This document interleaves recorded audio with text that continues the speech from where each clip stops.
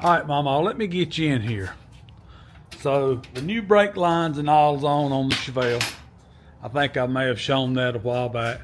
We went to bleed the brakes, and we have front brakes, but we don't have rear brakes.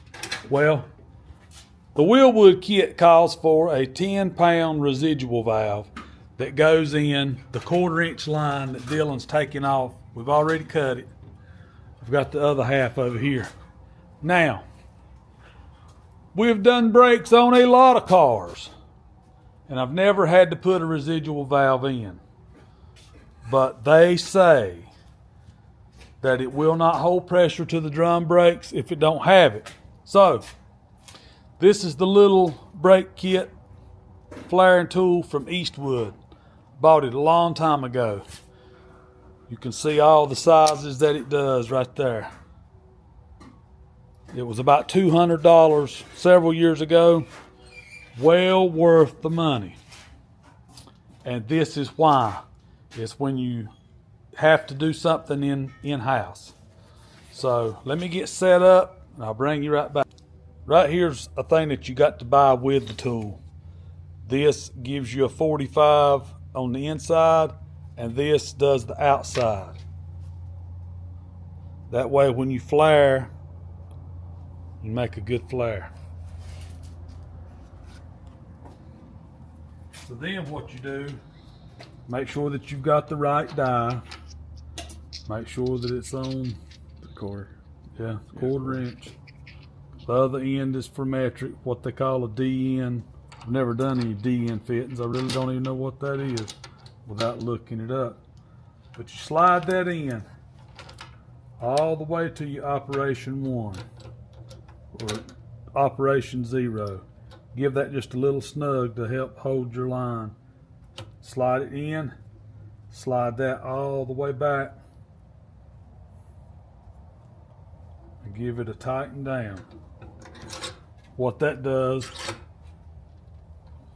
all it does is holds the end flush with your die. Then you set operation 1. Find operation 1 that's 1/4-inch, which is actually this one right here. But I'm gonna put just a little bit of grease on it. You're not on operation? Yeah, you are. Never mind.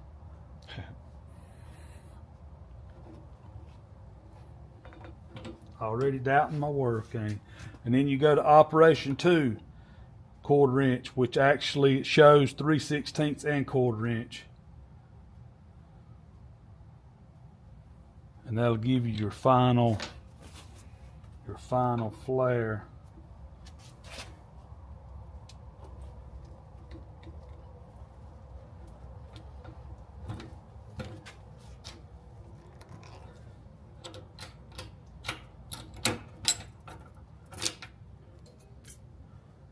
And that's what you end up with right there.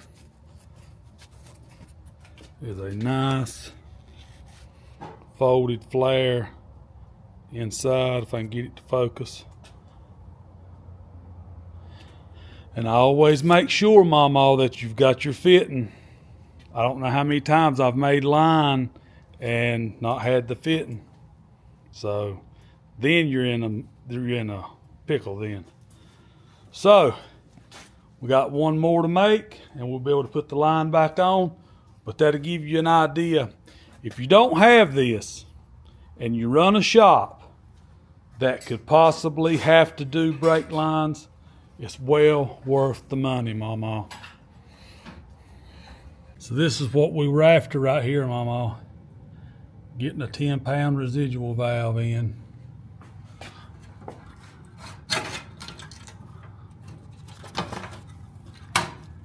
So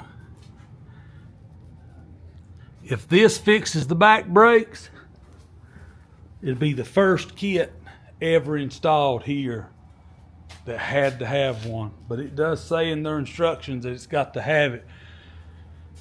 But says that it keeps pressure, 10 pounds worth of pressure back here on the back side, so that the shoes will have slight pressure on them, not touching the hub, but actually ready to just as soon as you hit the brakes.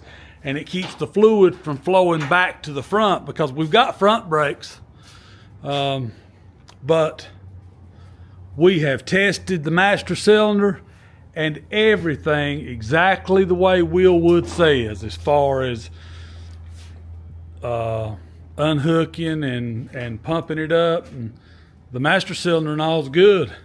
So we ordered in a valve and let's do this. Let's try it. When in doubt, film it out, Mama.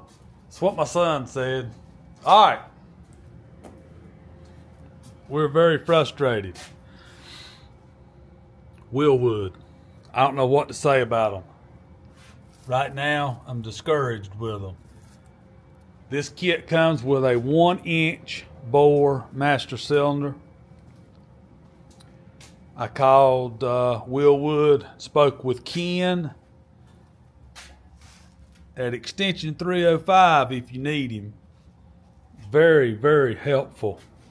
Told him everything that we had done, that we had went through the troubleshooting page, and which is a big list of stuff to do, but I figured he was going to make me feel like an idiot anyway, so I definitely didn't want to get on the phone with him and him ask me if I'd done this, and I'd say, can I get a bag of that? Duh! Anyway, we need an 1 1/8 bore master cylinder, so I reached out to the company that we bought it from. Have not heard a response yet, but this one just won't do it, Mama. All right, stay tuned. Can I get a bag of that? Duh!